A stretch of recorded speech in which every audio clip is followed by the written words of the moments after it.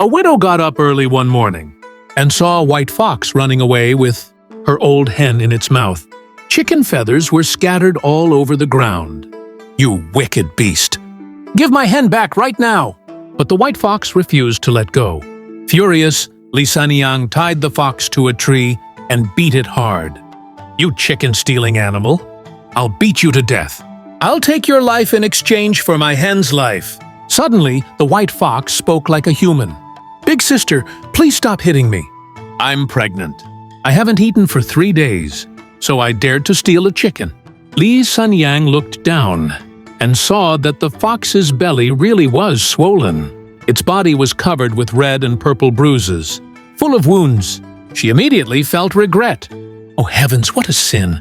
Why didn't you say so earlier?" She untied the rope, carried the fox into the house, killed an old hen, and cooked chicken stewed with mushrooms for the fox to eat.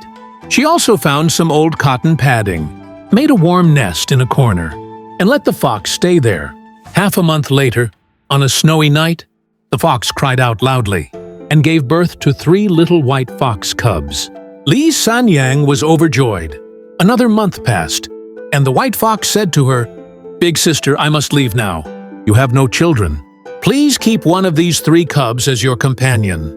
Let it be my way of repaying your kindness." One little white fox stayed with Li Sanyang. It followed her everywhere. When Li Sanyang went to work in the fields, the fox lay on the ridge watching her. When she stopped, it stayed right by her feet.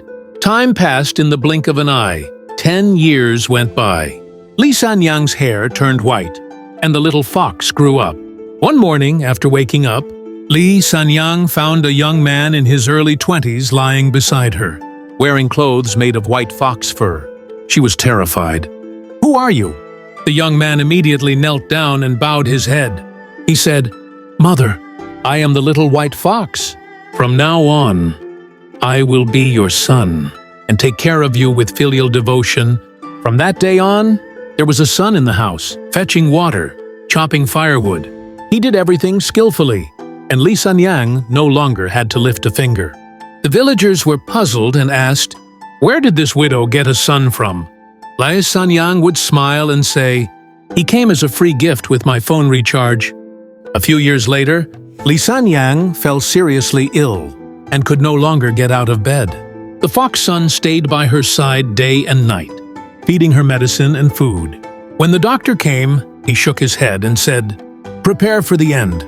But the fox son refused to give up. That very night, he ran deep into the mountains, carried back a large bundle of medicinal herbs, boiled them, and fed the medicine to Li Sanyang. The villagers tried to persuade him to stop. With red eyes, he said, "My mother once saved my mother. I cannot let her die." Every day he went into the mountains. Thorns tore his body full of cuts, yet he continued to feed her medicine daily. Half a month later, miraculously, Li Sanyang was able to sit up again. In the end, Li Sanyang lived to be 108 years old. On her deathbed, she held the fox son's hand and said, "My child, I did not raise you in vain. All these years, it was because you stayed by my side that I was able to live on." After Li Sanyang passed away, the little white fox buried her on the hillside behind the house and planted a peach tree by her grave. Villagers often see that every year during the Qingming festival, the little white fox comes to the grave to kneel and bow. A good person is always rewarded for kindness.